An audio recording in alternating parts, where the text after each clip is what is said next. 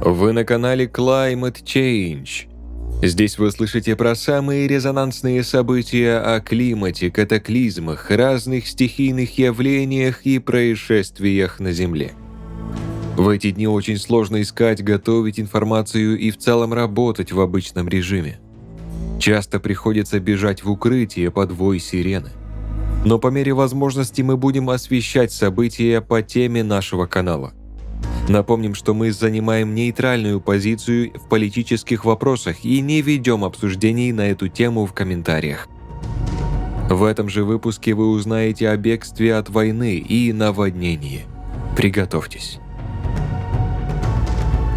Боевые действия в Украине уже вынудили более 500 тысяч человек пересечь границы страны, как сообщило агентство ООН по делам беженцев в понедельник, 28 февраля 2022 года.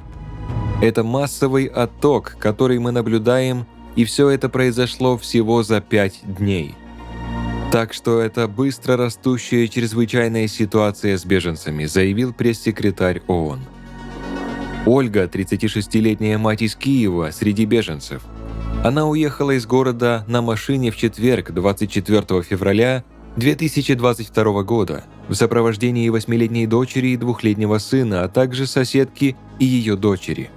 Через 3 дня пути они прибыли в приграничный польский город Зосин. «Мы бежали, как только упали первые бомбы. Нам потребовалось 12 часов, чтобы только выбраться из Киева», рассказала Ольга в субботу, 26 февраля 2022 года. В обычных условиях дорога заняла бы 7 часов. Сотрудники агентства догнали Ольгу, когда ее машина стояла в многотысячной очереди на мосту через реку Буг, по которой проходит граница между Украиной и Польшей. «Мы ждем здесь уже 36 часов», — сказала она тогда, имея в виду 14-километровую очередь.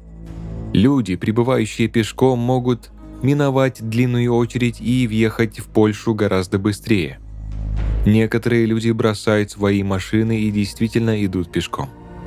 Украинцы бегут со своей родины с тех пор, как президент России в четверг, 24 февраля 2022 года начал так званую специальную военную операцию, которая по факту стала настоящей войной, после нескольких недель наращивания войск и вооружений у границ.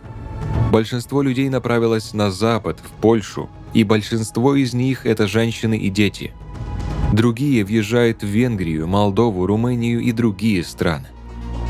Ольга почувствовала облегчение, что добралась до Зосина. Она пояснила, что за все время пути им не удавалось найти ни горячей еды, ни туалета. «Я уверена, что другим хуже. По крайней мере, мы здоровы», – сказала она. На вопрос, как они справились в машине, она ответила: «У нас не было выбора».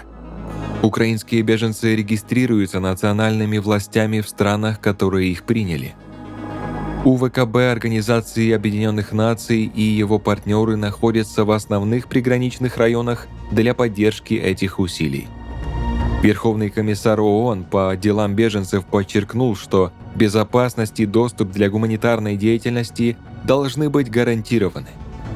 «Мы готовы поддержать усилия всех по реагированию на любую ситуацию вынужденного перемещения». Тем временем ООН подчеркнула свою приверженность Украине.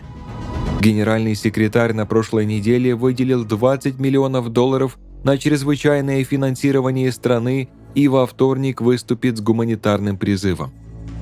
Хотя сейчас Ольга в безопасности, она не уверена в том, что ждет ее в будущем. Больше всего ее беспокоит безопасность мужа.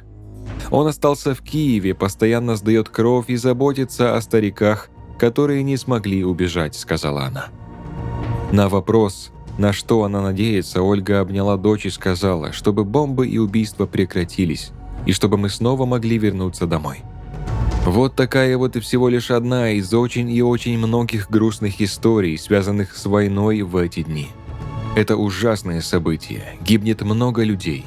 Война и насилие – это ужасно.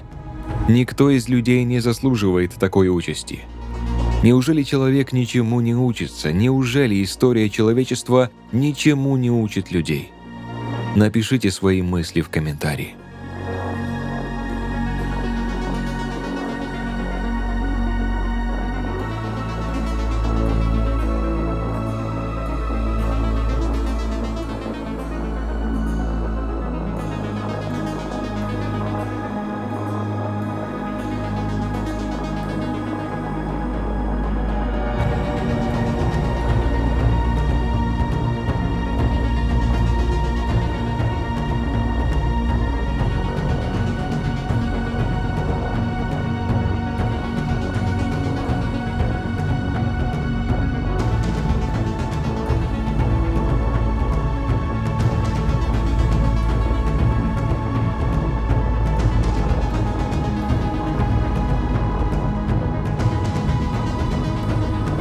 Австралийское бюро метеорологии выпустило многочисленные предупреждения о крупных наводнениях на юго-востоке Квинсленда и севере Нового Южного Уэльса.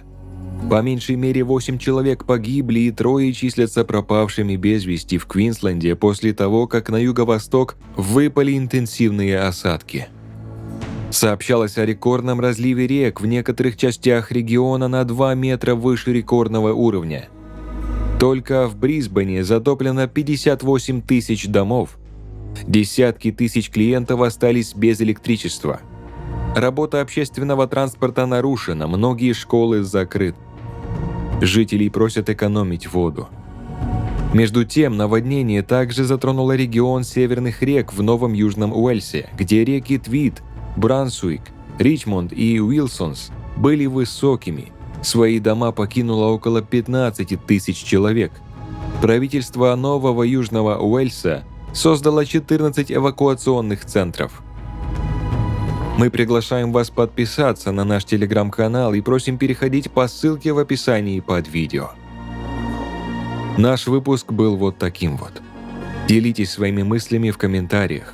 Снятые видео стихийных явлений и происшествий присылайте нам на почту, указанную в описании. Подписывайтесь на канал, оцените выпуск. И мы увидимся с вами в следующем. Услышимся с вами в следующем. Пожалуйста, будьте бдительны в эти дни, не будьте равнодушны к окружающим и берегите жизнь. И если вдруг вы живете в местности, где война, как только слышите сирену, бегите в укрытие.